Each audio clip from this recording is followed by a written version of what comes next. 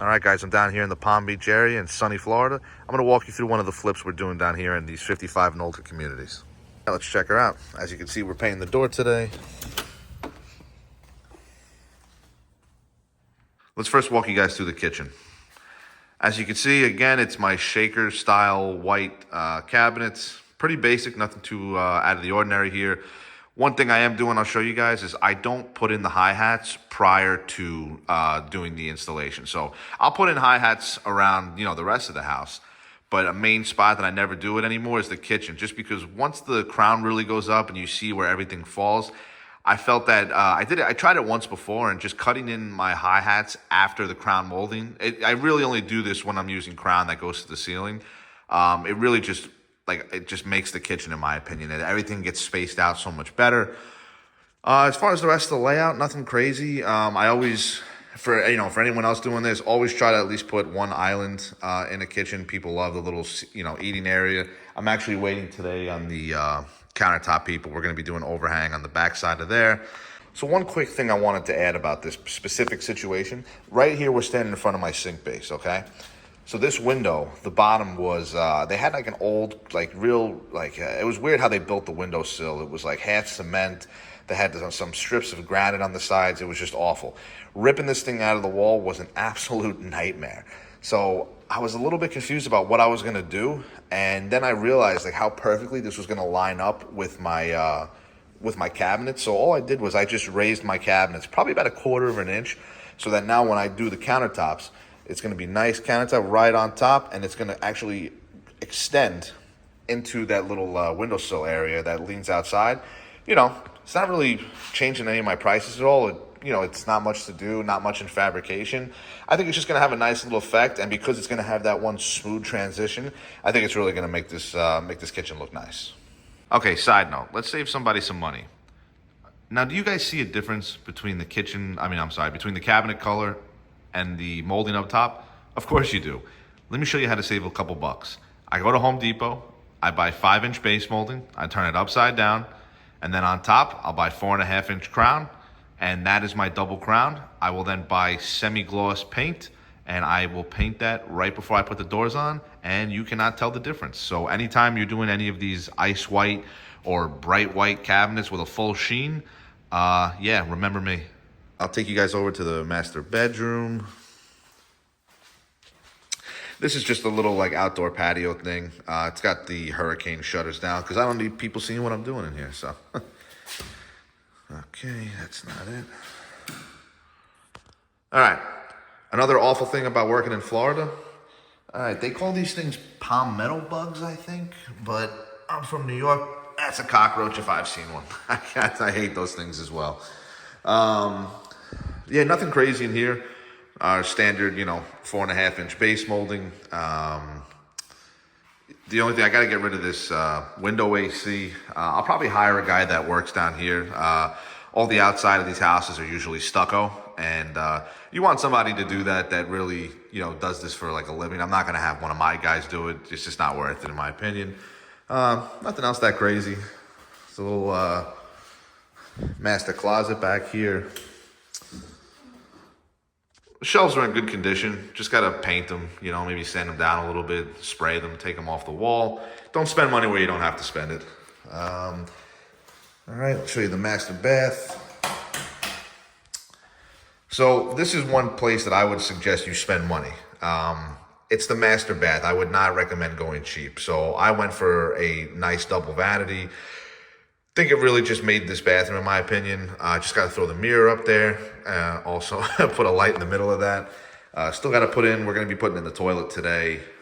Did my standard white subway tile shower. Just got to put some new fixtures on it. There's really nothing too crazy in here, but this is definitely one place that I'm not going to go cheap. The $300 vanities you can get from Lowe's, definitely worth it. If just a regular main floor bathroom, a half bath, something like that. But this is the master bath.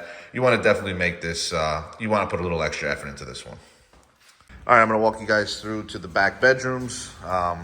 One other thing I wanted to say about the hi-hats is The reason why I don't have hi-hats up here right now, I'm cutting them in after, same as the kitchen.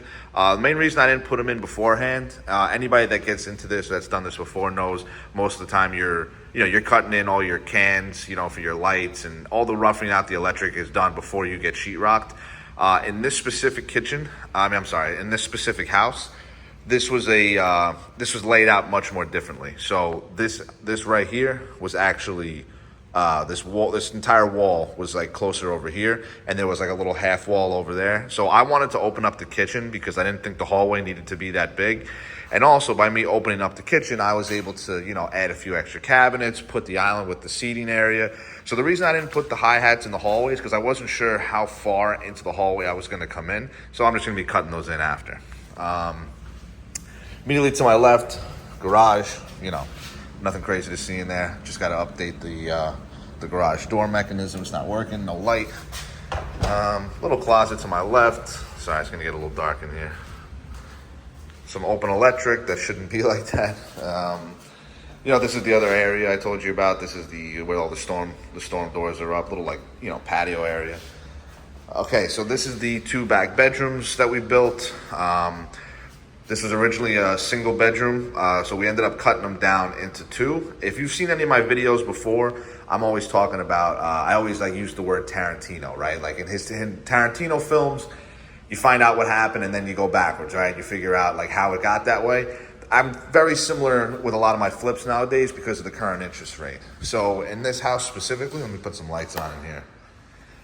In this house specifically, because it's a 55 and older community, if you've seen any of my videos before, if not, go back and watch them. I'm always talking about who my end buyer is, who is my end user. Let me figure out who's going to buy the house, and then I'm going to work backwards. All right. So in this case, it's a 55 and older community. Most of the people moving in here are going to be coming out of retirement. They've saved up. Their 401ks are looking good. They're not really too worried about the interest rate. They're more worried about the price of the house. So reason why I choose these areas is they sell fairly quickly, and I purposely designed them for my end user. So in this case, I've done a few of these before in this exact area. This would be a specific, like a typical house that you would be putting grandma and grandpa in. So grandma and grandpa obviously have visitors, their sons, daughters, their grandchildren. So why we ended up taking these 2 rooms in the back and chopping them up into 2 with the shared bathroom is I thought it was a great opportunity where you have, your son and your daughter-in-law over. You got the parents in one room, you got the kids in the other, shared bathroom. I've done it a few times before and it worked out great. So that's why I ended up doing that. I'll show you the full bath in here. Really nothing crazy, very simple. See where all right, you got your tub. I went for a little bit of a nicer tile in here, kind of switch it up. This is something I want to explain because I didn't fully understand it myself when I got into it. Why am I putting a tub back here and a shower stall in the front? Or like a shower stall in the master, but I'm putting a tub in here? I'm always trying to predict who is going to be staying where. So in the front, you're going to be having grandma and grandpa. As they get older, you definitely don't want them stepping over a tub. Showers are very easy. I mean, you could put a bar in here too, but the main reason for a shower stall in the master is that you have nothing to step over. I'm going to put a bath back here. I'm going to put a tub back here because this is most likely where the grandkids are going to be, and the parents, giving the baby a bath, the kids a bath, whatever. Always put, if you have the opportunity to, of course, always try to put 1 shower stall and 1 tub. You never want to do 2 shower stalls, 2 tubs. Always try to predict who's going to be staying in that specific bathroom. All right, guys. Well, that's it for this one. If you got any value from this, I'd appreciate a like, comment, subscribe. Anything to help my channel out. I'll see you in the next one.